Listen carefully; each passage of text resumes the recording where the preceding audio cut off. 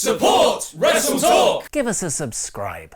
Hello and welcome to the WrestleTalk News. I am the other one, Luke Owen. With WWE trying to spin the plates of Mixed Match Challenge, the Mae Young Classic, Super Showdown and Crown Jewel, it's easy to see why Evolution has sort of fallen through the promotional cracks. So far, only 3 matches have been confirmed, with Shayna Baszler vying for Kairi Sane's NXT Women's Championship, Lita taking on Mickie James, and Alexa Bliss facing off against Trish Stratus. Stratus vs Bliss was announced just before SummerSlam, but so far the only real build to the match was an in-ring segment with Elias several weeks ago on Raw. That wasn't until last night when Alexa Bliss had one of her moments of bliss, telling a story of when she met Trish Stratus when Alexa was just 7 years old. According to Bliss, Trish was very rude about the situation and crushed her dreams. The only problem with this promo is the timing. Bliss was born in 1991, the same year Bill and Ted's Bogus Journey hit cinema screens, and would have been 7 in 1998. Trish Stratus, on the other hand, started her WWF career 2 years later in 2000, the same year Dude Where's My Car hit cinema screens. And using Scott Steiner math, that means Bliss only has a 141 2/3 chance of meeting Trish when she was 7 years old. And that spells trouble for her at Evolution. Seemingly a few people noted this to Bliss on Twitter, as the former Raw Women's Champion tweeted after the show, "I never said I was good at math." Well, now I don't know what to believe in wrestling anymore. If Alexa can't do simple adding up, then just throw kayfabe out the window. Now show me that clip again where the dead mortician man and his demon brother beat up the company COO and the old cowboy.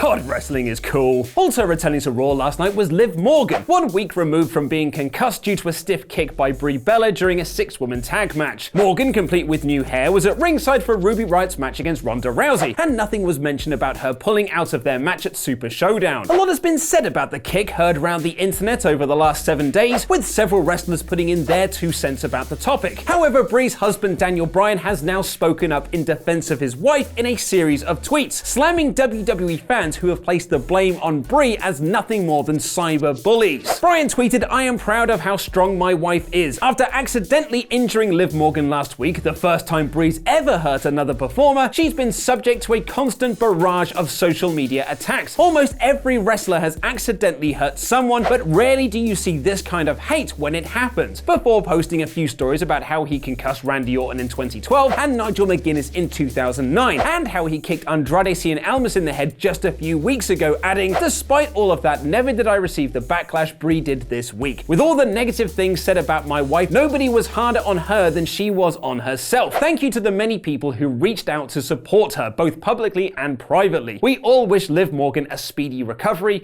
#end cyberbullying." Brie herself posted on Instagram along with a photo of her daughter Birdie, "Happy people don't waste their time or energy being cyberbullies. Miserable people do. If you aren't living the life you wish, I pray that you find what makes your heart happy and stop wasting energy on promoting hate." Maybe WWE will be spending the next couple of months promoting their network changes. Oh, that was a bad segue. No, I'm bailing out on that one. That was awful. Dave Meltzer of the Wrestling Observer reported back in 2016 that WWE were planning major changes to the WWE Network, including adding a tiered payment system. And now Mike Johnson of PW Insider is reporting those changes could come into effect in 2019. Johnson reports that Vince McMahon is overseeing the changes with Kevin Dunn and the company's chief of staff Brad Blum. The rumored 2016 tiered system would have seen a free option of the network with commercials introduced, where you can watch up to 5 hours a month of other WWE content, but this wouldn't include the pay-per-views or NXT. A $5 option that would give you all the pay-per-views but not NXT or its takeover shows, a $10 plan, which is how the network currently is but with live episodes of NXT, and a $15 price point which gives you the network commercial-free access to independent wrestling content and features like chat rooms, second screens, and offline content downloads. Johnson adds that WWE are putting a lot of time and effort into mapping out the future of original programming on the service, which includes previously reported programs like a morning news show, the history of FCW,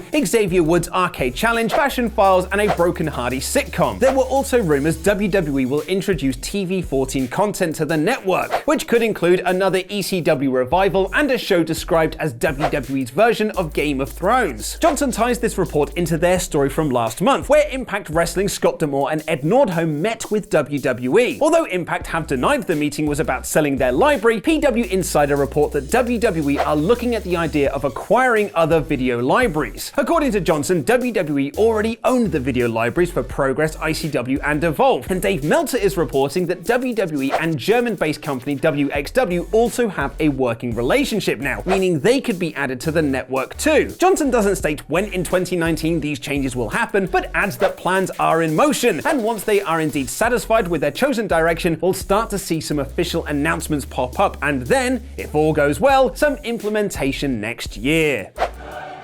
Was there really fan fury at a segment on this week's Raw? Click the video on screen right now to check out Ollie Davis's review in about 4 minutes, and get your tickets to see Wrestle Ramble live this November at the Prince Charles Cinema. I've been Luke Owen, and that was wrestling.